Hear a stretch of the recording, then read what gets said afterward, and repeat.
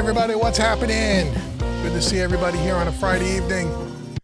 Welcome to another live stream. Let me know my audio is working out okay. Got a lot of folks here already floating around in the chat room, which is really cool. Tonight is kind of part 2 of our working inside of Luna and getting to learn Luna and playing around and mixing a song over the next several weeks. So thanks for joining me. If you didn't see last week's part 1, you should go see part 1. It's still on YouTube, even though it's been demonetized and we got some copyright claims, but it's cool. Real good song we're going to work on. And yeah, go check out part 1. You're going to see me set up a session and move around and navigate a session and get all the audio files in there. And we're going to take a look at all of that. And now tonight we're going to start processing some of the drums. I don't know if we'll get to the whole drum kit or not, but we're going to start working on it for a bit. And hopefully you guys like it. So thanks everybody for joining me. So if this is your first time here, make sure you say hello in the chat and let us know. Welcome to the home recording madeeasy.com family. I'm glad that you're here. And if it's your first time here and you've been, checking out the YouTube channel for a while and now you're here at the live stream, make sure you go over to homerecordingmadeeasy.com. There's a free mixing course. We're talking about mixing tonight again. Right on the homepage. You can download it. It's worth about $50. It's my gift to you just for visiting Home Recording Made Easy. So make sure you do that. And while you're there, or while you're here, or while you're on your favorite social media platform, make sure you follow, subscribe, and like and share. You see all the stuff on the side of the screen here. Also across the bottom for everybody here, we have a sale right now until June 1st, 2021, which is just in a few weeks, 50% off of Mastering Made Easy. Dave will put it in the chat. The prices of Mastering Made Easy and systematically the rest of the Made Easy courses are going to increase in price starting in June. So if you want to get it at the lowest price that you will ever find this course ever again, it's literally going to be 50% off. It's actually a little more than that. It's like 52%, but let's keep things rounded off and easy. 50% off.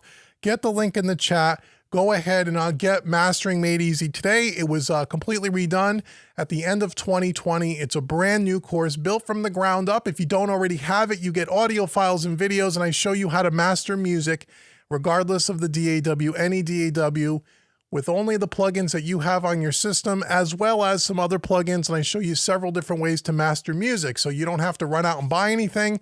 Doesn't matter which DAW you have. Doesn't matter what kind of computer you're using. You can learn to master music in a very easy way. So go check out Mastering Made Easy. Dave will put that in the chat.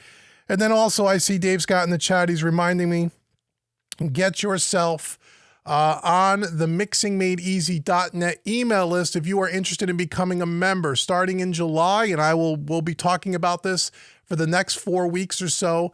July 1st through I think the 5th, the doors and the membership enrollment will open at mixingmadeeasy.net, and you can get your name on the email list and you'll be notified. So if you want to sign up for mixingmadeeasy.net, you can sign up on July 1st. It'll be open for a week, and then the membership will close until January of 2022. So I hope we see everybody over there. So if you really dig the craft of mixing, you're going to like mixingmadeeasy.net a whole lot. So let's jump over into the chat. We'll say hello to folks, and then we will jump over into Luna. So who is here? David S.J. is always here. Hey, Dave, what's up, brother? Kennessy's here. Hey, Kennessy Williams, how are you? From Houston. Awesome. Cool. Robbie's here. Hey, Rob, what's up, brother? How are you? Good to see you. DJ's here. Hey, DJ. How you doing, my friend?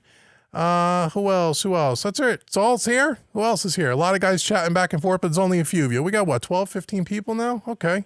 It's just past 7, so we'll wait a few minutes here before we jump in. Audio sounds good. That is great. That's really cool. I don't think I sent an email out about this live stream. Just put it on Facebook and whatnot. So if you're not following me on Facebook and Instagram and all those places, you wouldn't know about these things. That's why you got to be following me on all those social media platforms so you know when things are going on, because I'm always doing these types of things, jumping on here at the last minute, and sometimes they're not pre-planned or there's last minute things, and I'll throw it up on Instagram and throw it up on Facebook, and if you're not following me there, you don't get the notification, so you need to do that. Cool. So if anyone has any questions, I'll wait a couple of minutes and then we're going to jump into Luna and let people start rolling in. Robbie wants to know how the Mac Mini's working. Mac Mini's working really good. The M1, I'm not doing a bunch of real heavy lifting with it as far as processing. But I'll tell you though, it's fast, man. I'll tell you that Mac Mini for, I think the baseline is $699 US.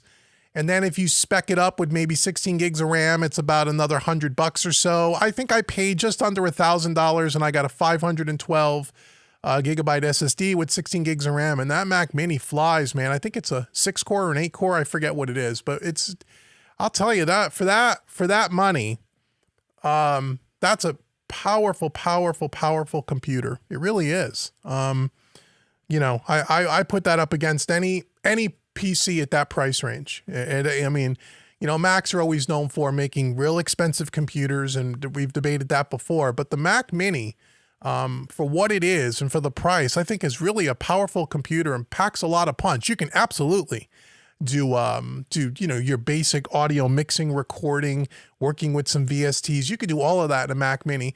You could do some video editing. I've done some video editing on it as well, and it does pretty well with like Final Cut Pro. I've never used Adobe on it, but the Apple Final Cut Pro works really well. So yeah, so I think it's really great. If you're in the market for a new computer and you don't want to spend $5,000 or $3,000 or whatever, and you already have a screen, you know, the only thing with the Mac Mini is obviously you have to supply your own monitor. But you can buy a 4K 27-inch like LG monitor for like $700. And now you got a computer for like, you know, $1,500-$1,600, and you got a hell of a computer. So I think it works out really well. It only, yeah, you said it only comes with 16 gigs.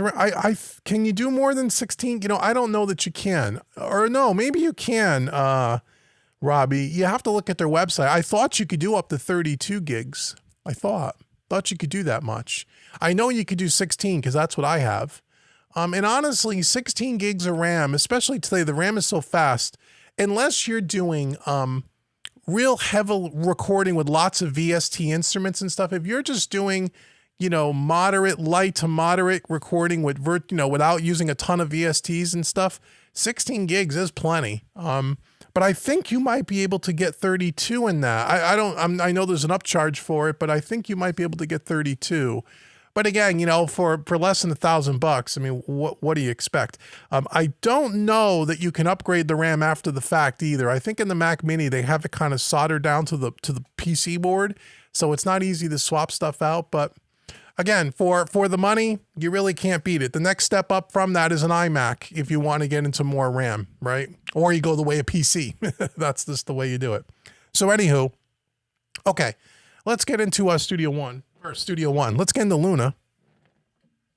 We could go in the Studio One, but there'd be nothing there. Okay. So let's do that, shall we? And I think I fixed the OBS, and before we start, I'll make sure it looks good on the screen for everybody. Let me do that here. So let me get Luna up here and happening. And here we go. So it should come up here in a second. It should look full screen now. Last week we had a problem. Well, I had a problem because I didn't make the adjustment in OBS, but that all should be resolved by this point. So this is a song by Robert John and the Rex, a song called Good Lovin'.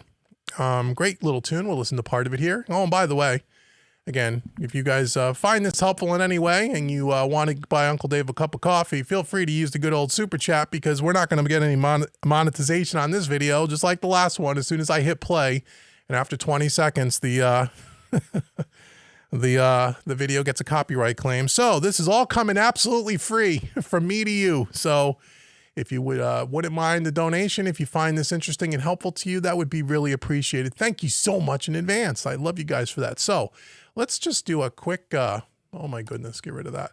Let's do just a quick little listen to the beginning here. Again, all we did last week is we just set up the session, color-coded, named everything. I showed you how to do that in Luna.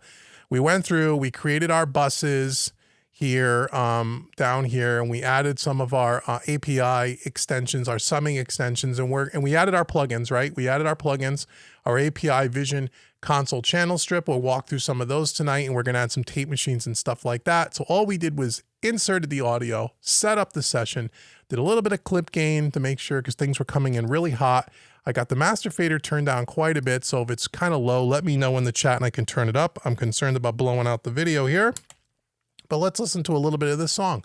Robert John and the Wreck, Good Lovin'. Here we go.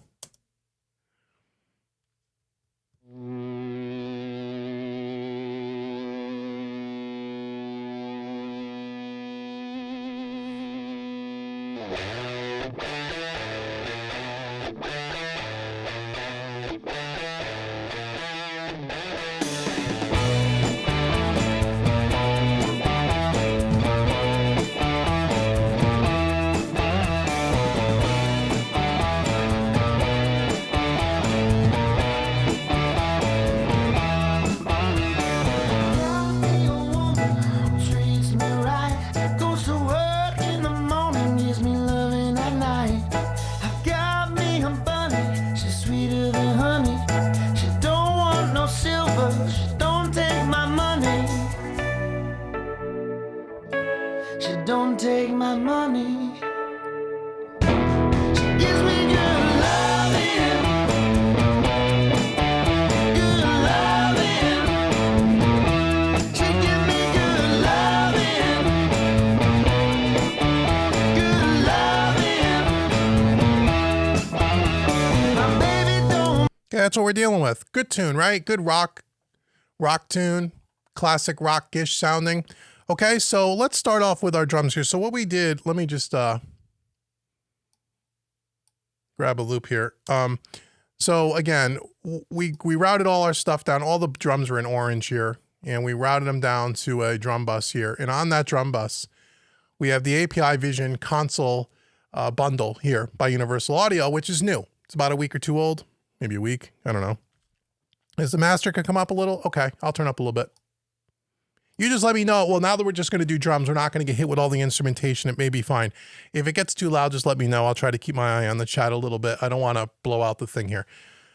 So we're going to do pretty much an API mix as we move through the next several weeks. So whenever you're working in Luna here, when you're working on buses specifically, with the API Vision extension, it comes with the API 2500 bus compressor, which is on our drum bus, and also the summing extension, which we can use either Neve or API. Have them both. We're going to use API because we're doing an API mix. Now, the summer extension only can be on buses. Much like if you're a Studio One user, the console shaper, you know how that works, where you can only put it on the master bus and on the buses. That's the same thing, and that's the way a console is, right? And that's the way it's supposed to emulate the console.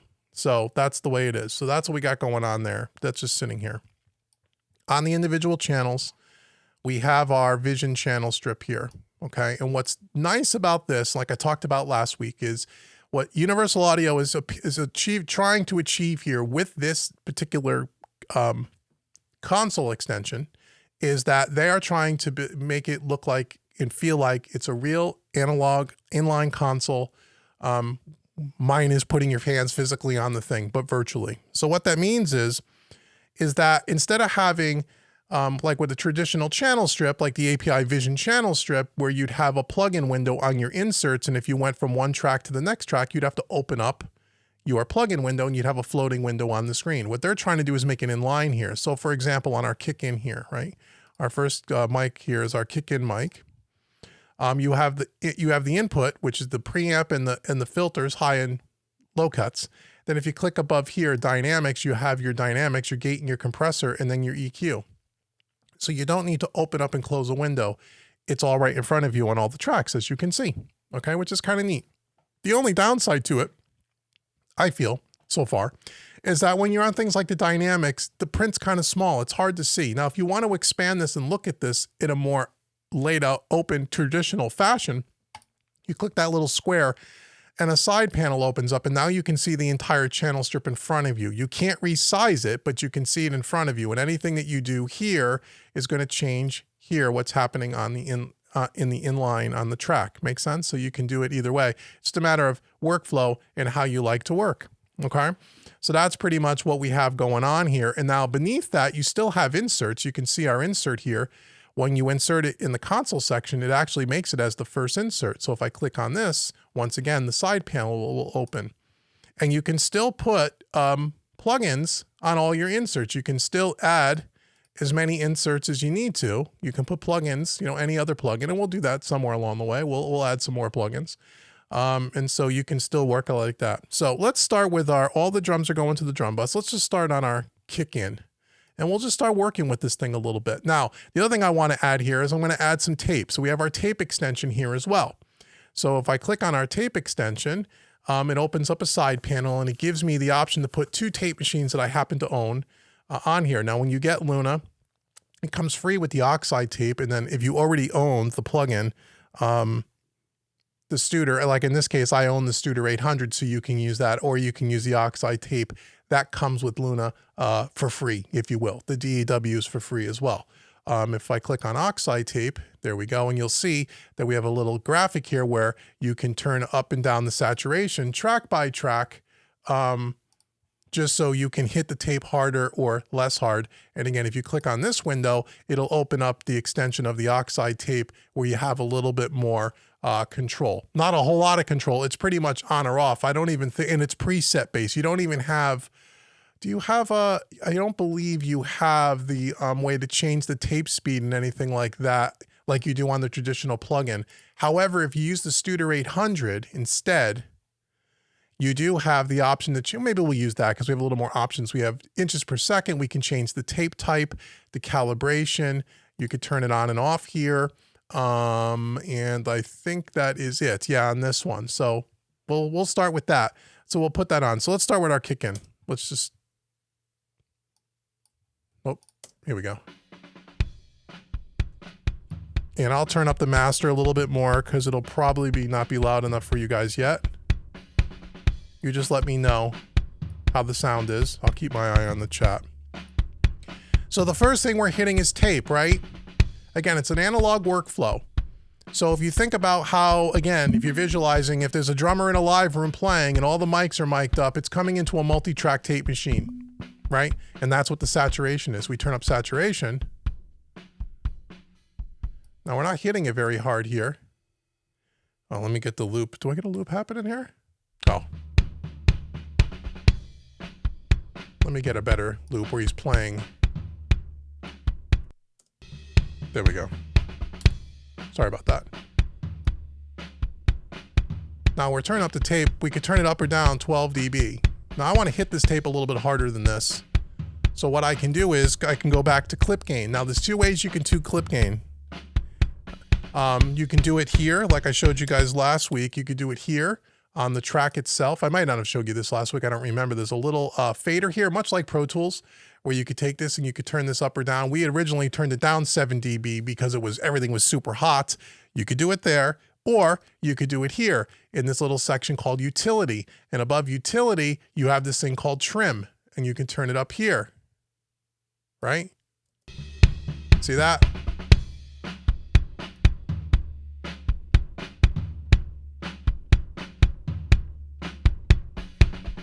There we go. It's a little bit better. Okay. So you can turn it up there. And I believe if you turn it up there, will that change it here? No, it doesn't. Doesn't change the number there, but doesn't really need to. You let me know how the audio is. Now we're going to go down to our channel strip. So you can see we're already hitting the preamp pretty good. Now, if you want a little bit more color from the preamp, you can pad this down and you can hit it a little harder. If you were looking to add some coloration and such from the preamp section, you could do that. Phase flip it here. They also have a low cut here. So I'm not sure what the roll off is there. But here's our low cut, high cuts. We have a kick in and a kick out, right? So we're gonna let the kick out do most of the real low ends. So I'm not gonna roll this up a little bit. Okay. And then from there, we can go right to our dynamic section. And I'll open this up so you can see it a little bit better on the screen because I know it'll be tough for you guys on YouTube to see it. So let me just, let me walk you through this if you've never seen one of these before. So here in the dynamic section, we have the top end is our gate, which we won't use. I'm not really a big fan of their gates. And beneath that is you could turn that on and off here. And then beneath that is the compressor. Okay, turn it on and off here with this little button. We have our threshold here, ratio, and release time. Next to that, we have this little toggle switch here, which is a medium at the bottom, fast at the top, slow. This is attack time in the middle. So it's slow, fast, medium, attack. Underneath that, we have our gain reduction meter here, little LEDs, which you'll see. We have a hard knee and a soft knee. I usually keep it on soft knee. And then we have two types of compressors, old style, new style. The old style is going to be a little bit more warmer, a little less punchy. The newer style is going to be a little bit more modern sounding. Okay. And then I think I said we had our release here. So I'm going to, even our release time, even on its slowest release, it's pretty quick. Okay. So I'm going to keep the release here. We'll do like a 4:1 ratio here. And I'm just going to get a little bit of compression happening. We'll keep it on a medium style attack.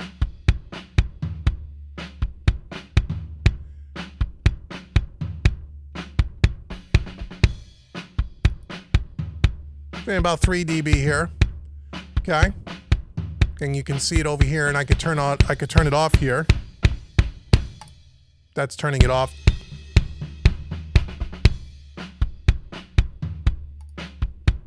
Okay, now we can go to the EQ. Now, on this particular console extension, they gave you two types of EQs. They gave you the 550L, okay? And then if you click the type button, you go to the 560L, which is the graphic EQ. Okay, you could do this as well. You turn it on down here. It can be you have a side chain here. It also can go pre-dynamic, meaning you can change the signal where the signal flows from the preamp to the EQ, then the compressor, or the way we have it set up from the preamp to the compressor to the EQ, however you want to do it.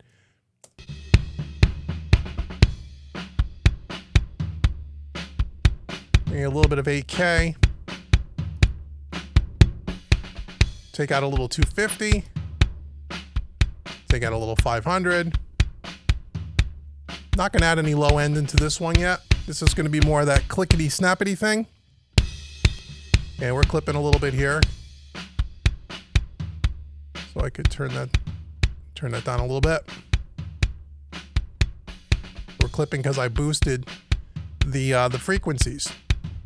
So unlike also a traditional type of EQ, like a plug-in style, digital style EQ, you know, where you'll have, if you boost a bunch of frequencies, you typically on an EQ, like a stock EQ or Fab Filter or Slate or whatever, you'll have an output knob to turn it down. So you can level match the plugin, so to speak. So if you're increasing the output because you're boosting frequencies, you can trim it down.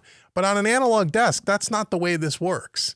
Right? An analog desk, if you turn up the preamp, for example, there's no button to turn it down, to turn down the output. You know what I mean? When you work in an analog workflow, you turn up the preamp, you boost the EQ, you turn up some dynamics, and you get the compressor happening. And the way you turn down the track is with the fader. That's the way it works. Okay. So that's how this is. That's why you'll see that it gets a little louder, because there's no way to turn it down. Now, I suppose on the inserts, you could put a gain or a trim type of a plugin, and you can trim it down if you want to, but that's not what you would typically do on an analog desk. Okay, so let's go to our outside kick. I'll mute this one for a second. Really boomy, right? So let's do some tape first. So the first thing I'm going to do is I'm going to put our tape. So the way you can is you can just click and add plus here if you want, or if you want, you can just copy using these modifier buttons on the left-hand side. See that? Where it says modifiers, power, remove, copy, save default, and then assign console. So if I just hit copy, and then you'll see the little green button above all the plugins. And if I just left click and drag, it drags over to the next track. See that? And it's copying the same settings. Then I can hit paste. So I want to turn down the saturation, or you could just put on a new instance of it, however you want to do it.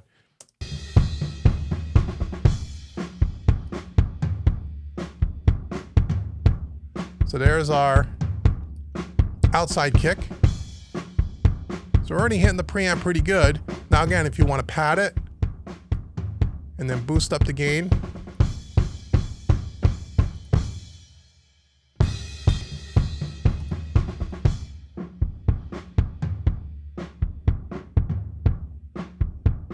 get rid of some of that, anything of about 5K. Okay, let's go to some dynamics here. Turn it on. And again, I'll open up the side window here so you can see it a little better. Hope the audio is doing okay for you guys. Okay. So yeah, we're going to use the same. So on drums, typically what I do, for you, a lot of you guys here tonight, you've heard me say this, but for anyone that might be new or watching on the replay, whenever I'm setting up compressors on a drum set, a drum kit, I'm going to use the same release, the same ratio, and the same attack on all of the drums. Okay. And the same knee settings, everything. And the only thing I'm going to change is the thresholds to achieve the amount of compression that I'm looking for. And the reason why I do that is because I want the whole drum kit to be compressed as one single instrument, as opposed to, if it's a 5-piece kit, 5 separate drums. I want it to, from a compression point of view, from a pumping and breathing, and from where it sits in the mix and how forward it sits in the mix, I want all the drums to be the same. Okay, so that's why I do that.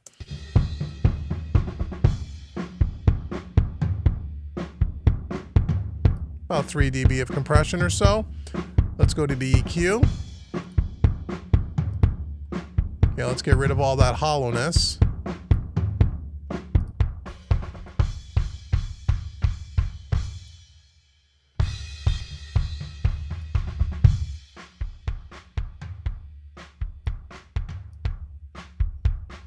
Put a little 63, even a little 31, just a little bit. Blend it with the other kick.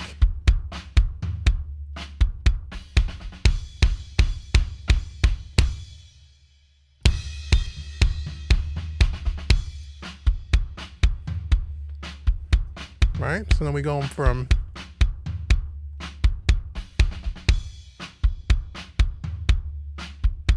okay, let's go to our snare. Top.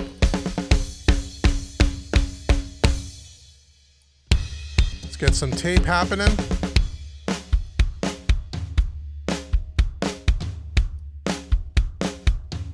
Okay, I want to hit this tape a little harder. I'm going to trim it up a little.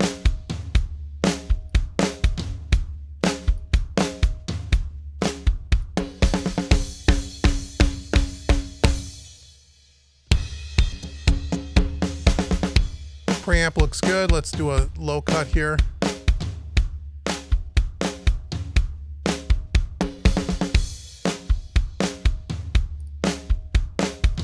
Dynamics.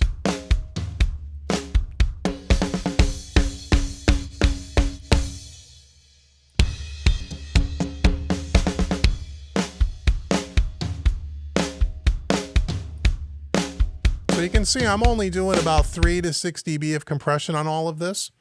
Okay, there are parts in this where he, hits really hard. And so I want the transients to, I'm not using a fast attack, I'm using a medium attack, because even a medium attack on this API seems kind of fast to me. And so I just want to control the performance. We're going to use the drum bus to kind of tuck it in a little bit more. And we may even stack a compressor here or there if we feel like we need it. But what I'm really doing when I'm using the compressor on a channel strip, I'm just kind of giving a little bit of light compression to get the sound of the compressor, get everything kind of vibing together, and then we can always add more later as opposed to squashing the daylights out of it.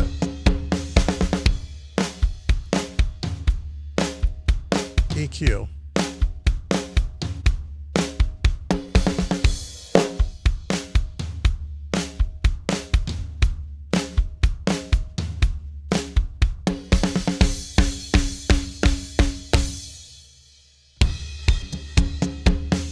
So a little bit of 4K, a little bit of 125, a little bit of 250, pulling out some 500.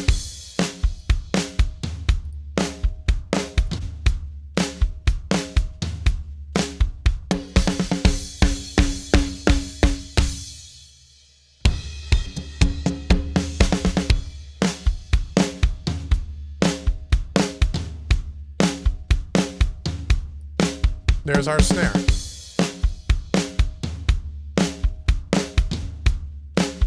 Go to our bottom.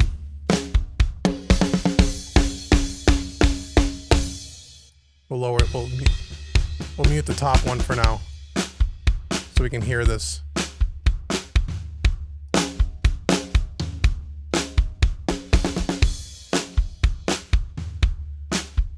Okay, let's hit our tape. May trim this up a little.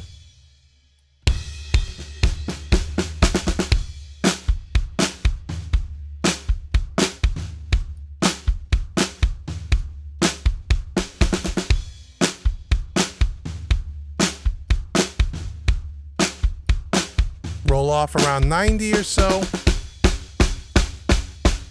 Dynamics. Let's go to our compressor.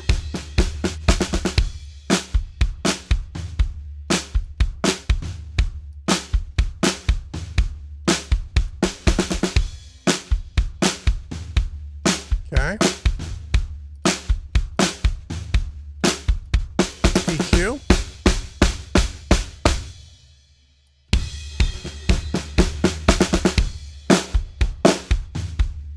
Little 500 out.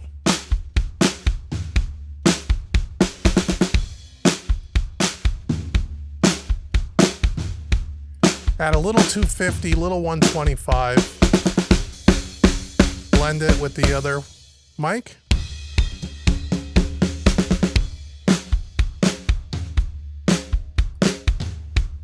There we go.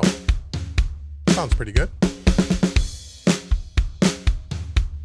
Okay, now we have on this session we have tom 2 top, tom 2 bottom. It looks like we have, and we looked at this last week, where it looks like we have that we have two mics on the drums here. But if I remember right, I don't remember that we really needed both of them. They sounded exactly the same to me from what I remember. Let's listen. And let's see. We can get rid of this one. So here's the top one. Here it comes.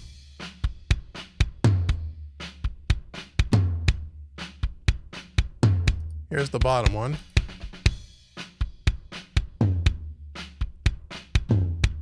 Yeah, there's no reason to have two. I don't think there is. I don't typically ever get that. So, you know, it sounds maybe a little different, but not enough to where I'm going to need to worry about it. So again, we're going to eliminate. It's going to right click on this bottom one. I think you could do it this way, right? Right. And then delete tom bottom.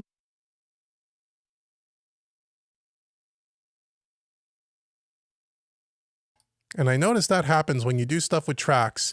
The console mutes my vocal mic. I don't know why. Got to figure that out.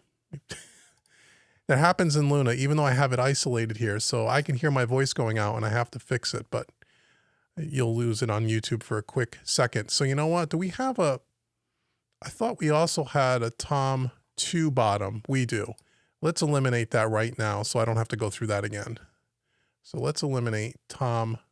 We have tom 2 top, tom 2 bottom. Let's get rid of the bottom mics on this as well, and then I'll turn on my mic again. And there we go. Okay, so we're back. We're back. All right, so what are we going to start with here? We're going to start with, come on now. We'll start with, yeah, I don't know why we put tom. We'll put tom 1 first, then tom 2. That would only make sense, at least to me it will. All right, let's listen to this. Let's see what we have.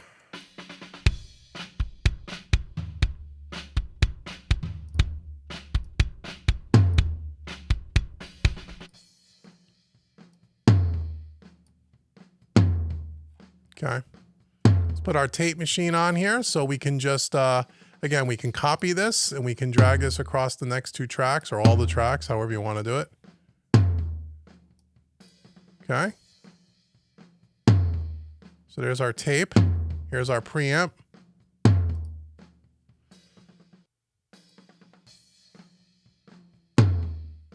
Around 90 maybe. We're hitting the preamp pretty good on this one. Again, let's go to our compressor.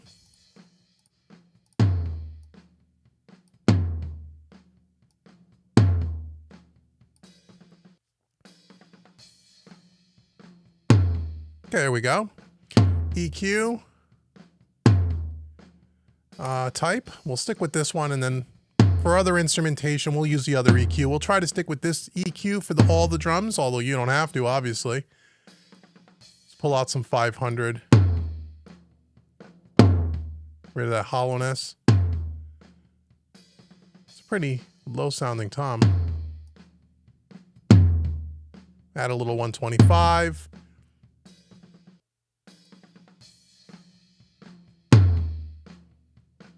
Touch at 2K for some stick attack. Let's bring back our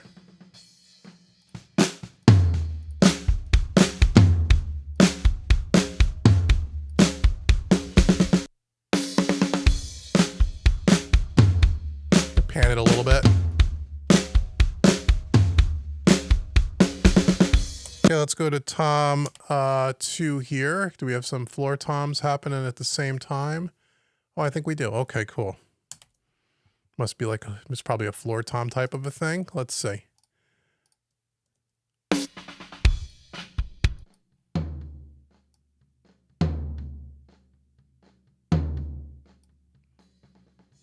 Okay. Well, I think tom 2 is the rack tom, and this one's a floor tom. Well, we'll see in a second. Doesn't matter. All right, let's work on our tape. Okay, we have to gain this one up a little bit. We'll use the trim to do that.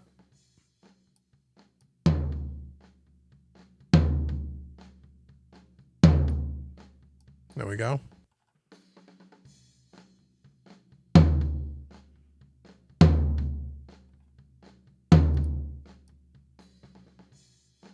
Low cut filter.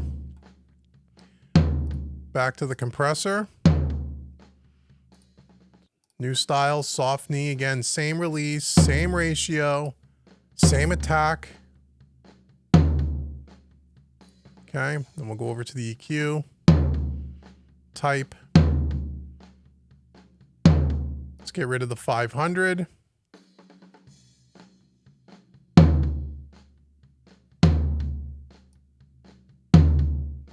Add a touch of 125.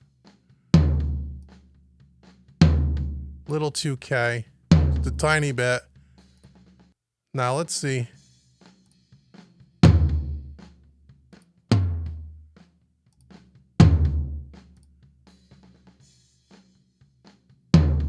Yeah, it seems like that would be the more the rack tom to me. And I probably want to go this way and then maybe this way with the other one.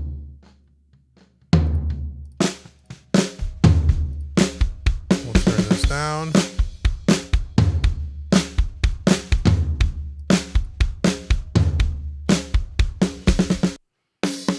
Cool. So now we got ride, overhead left and right, hi-hats. Oh, why are the hi-hats way over here? Let's bring the hi-hats back. Let's do that next. My bad. What else we got? Ride, overhead left and rights. We got room left and rights. We got something called prums. I don't know if that's just a crush mic. We got crash cymbals, splash cymbals, tambourine shakers, and cowbells. I don't think we'll get through all of that tonight, but let's do the hi-hat next. Let's do the hi-hats. So let's, and we'll loop this bad boy a little bit so we get some, where's our hi-hats? Oh yeah, this will be good. We can just loop this a little bit bigger though.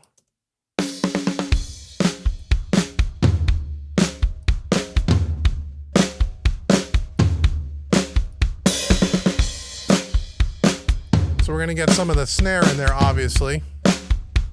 Oh, didn't want to do that. Sorry. That's not what I wanted to do. Let's get rid of all this. Hold on. Let me just get this up here.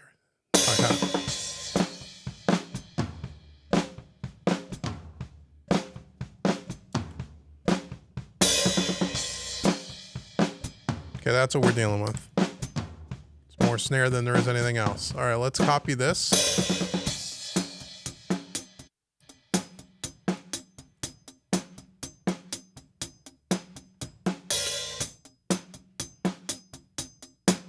You can hit the preamp a little harder if we want. A little bit of a low cut.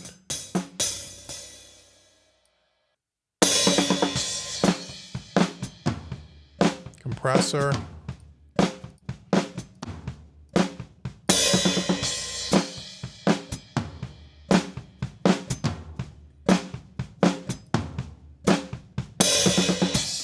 EQ.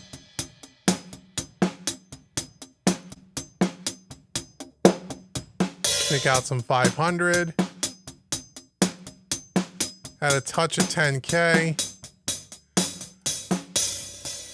Now let's just kind of blend these in.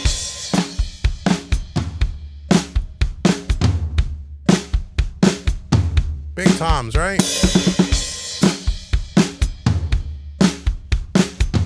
Bring that hi-hat down a little.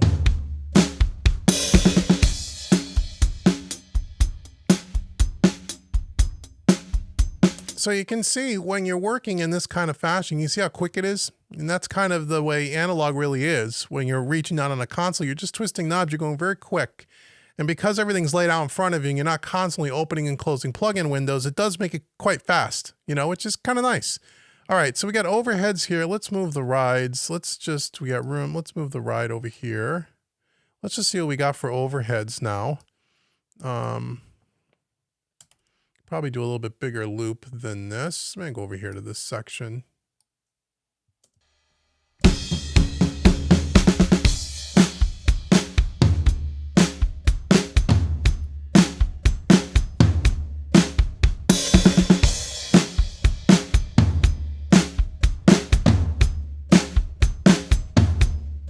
Okay, let's copy the tape over a couple of more times. Now again, I'm copying it every single time, but you can easily just drag it across all the tracks.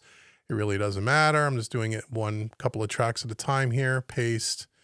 And let's see how this looks.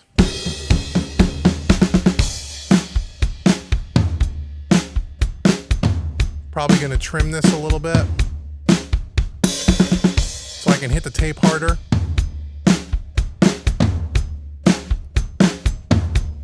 There we go.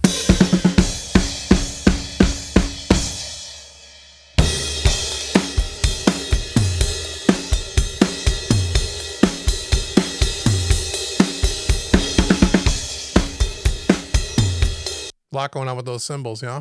All right, so let's get our compressor happening. Once again, we're going to use the same settings. Everything's the same.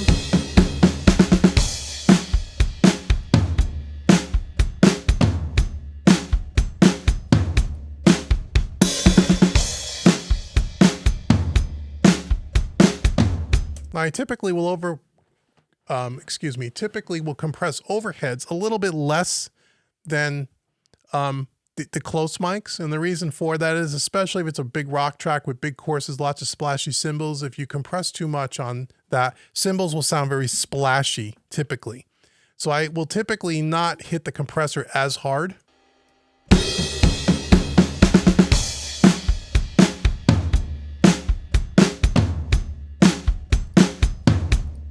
EQ.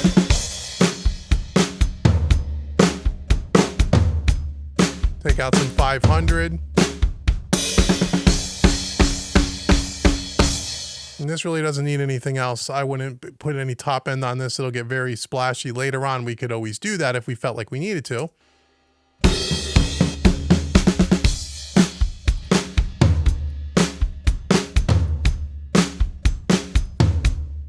Left. Okay. Now let's go over to the right side. Let me get the left side so we can hear it. Okay, I'm going to trim it up a little again.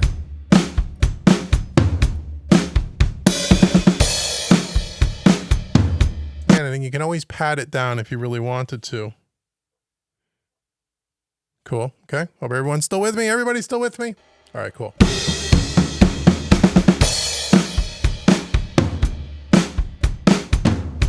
Let's go to our dynamics.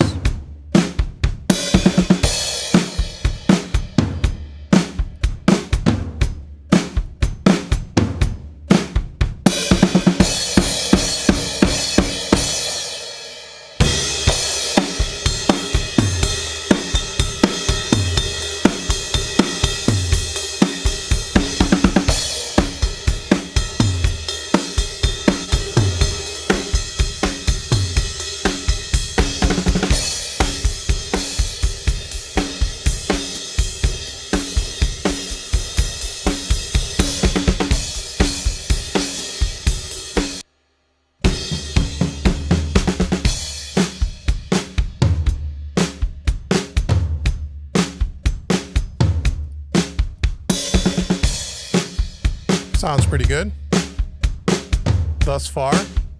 Now we got a ride mic here. Not really sure what that's all about. Let's see. Ride. Oh, it's probably just going to be, it's just going to be a ride mic. How about that? Okay.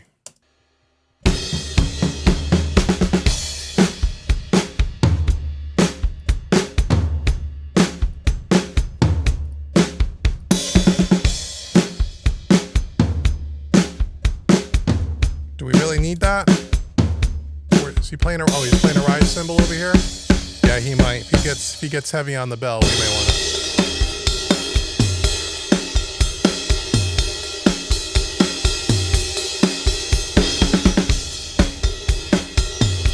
Yeah, we can use it because he does get a little heavy on the bell. Okay, so let's copy this over.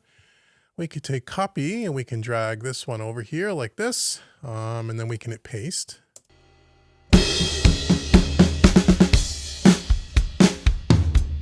Okay, I know he's going to get heavy-handed, so I'm not going to worry about that too much. The preamp. Compressor.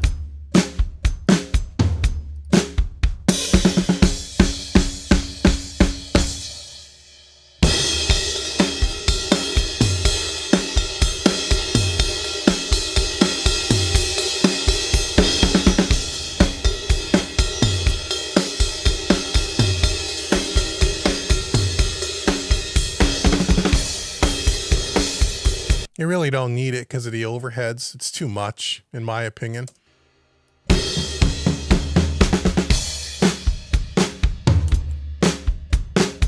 Because when you get to this part here where he's really bashing the ride, it's already in the overheads.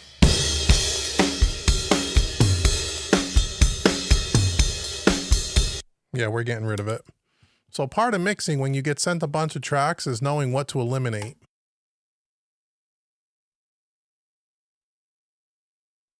Sorry about that. You don't need to keep everything just for the sake of keeping everything. We have plenty of ride cymbal in those overheads. The overheads are recorded very, very well. Oops, did I switch over here? Come on now. Let's just switch over here. Okay. So what we have next is rooms. We'll do the rooms and then we'll finish up. And then we'll do percussion next time. All right, so let's first drag some tape over here, copy, and we can go 1, 2, like that, paste, and there we go on our room mics. So let's see what we got going on there. Make sure we get a loop happening here. Right here is fine.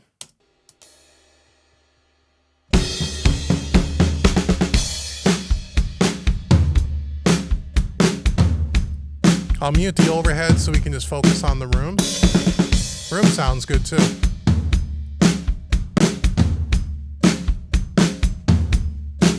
It's okay.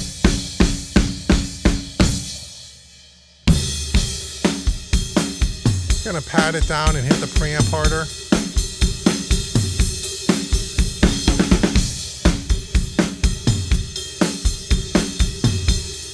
The other thing about rooms too, a lot of times people will use low cut filters like we're doing here, and they treat them like they're overheads and they'll roll them up really high. And with room mics that are recorded well like this, I don't want to roll it off too high. I like rolling it like 30, 40 hertz. I want to hear the kick in the room. I want to hear some of that low end, especially in a rock track. It helps give the drum kit more power. You know, if you roll it off at 100 or above, then you're not really getting the whole sound of the kit. You're not getting the sound of the low end of the room. Now, if it's not recorded well, or if they're crappy mics, there's way too much rumble, that's different, but you don't have that here.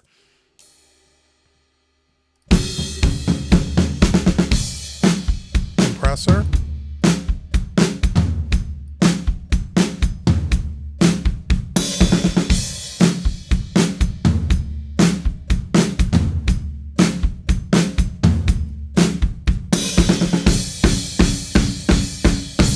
EQ.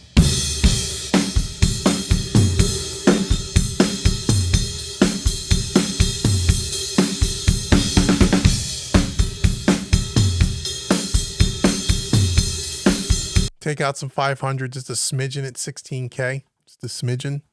That's a technical term, by the way, smidgen. Room left. Okay, room right. Here we go. Get our tape machine happening. There we go.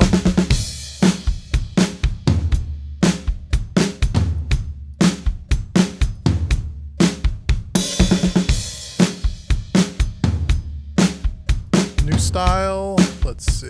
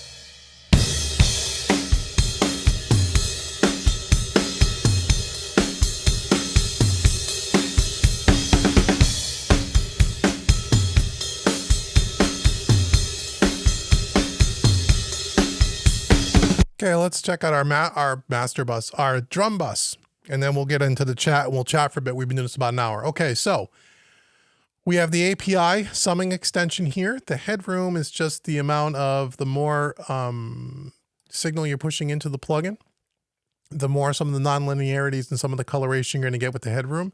You won't hear the gain really turn up because as you turn up the headroom inside the plugin, it's going to lower the output stage a little bit. However, depending on the track, you could get a little bit of volume dip, and therefore you can use a trim to compensate if you need to, and you just turn it on and off. It's that simple. It's subtle, as it should be. Neve is a little bit more colorful. That's without it.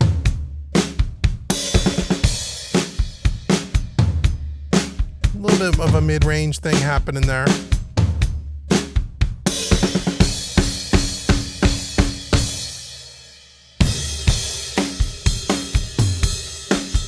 That's before summing, after. So you can feel it. It's subtle.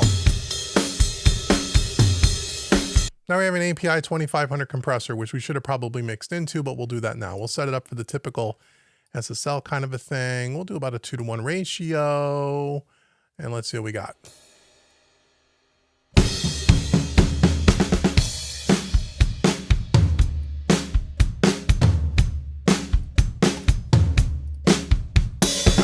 That's before. And I can open up the window on the side here if you want to see it on this side.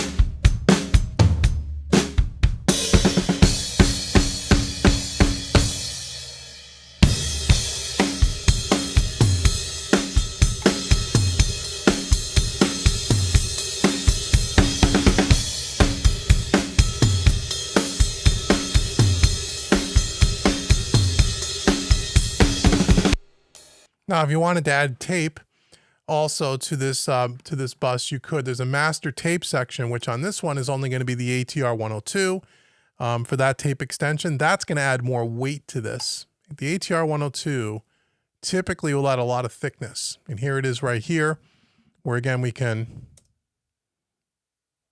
come on now. We don't need that.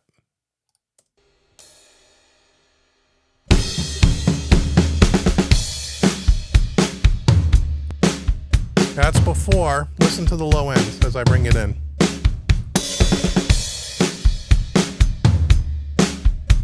Right, it adds a lot of weight, this thing. And there's different tape types. There's 4 different tape types. You can change the IPS 1530 You know, 7.5, 3.5. The GP9 tends to be really warm.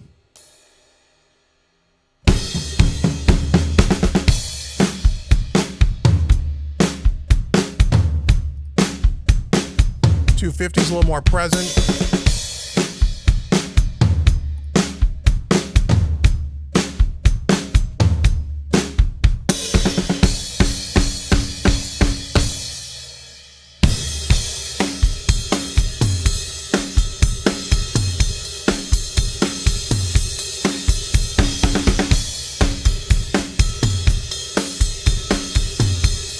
So now on the master bus, we just have the API 2500. We don't have any tape there yet.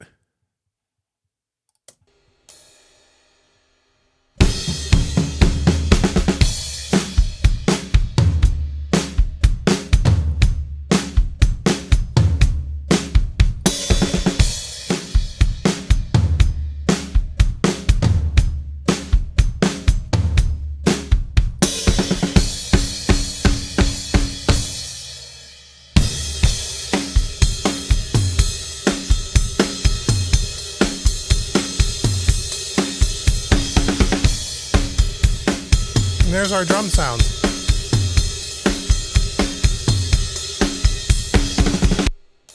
And there's our drum sounds. Okay. So pretty fast working with this. I kind of like the workflow. It takes a little getting used to. It's different than working in, you know, any other DAW like Studio One. It's a little different.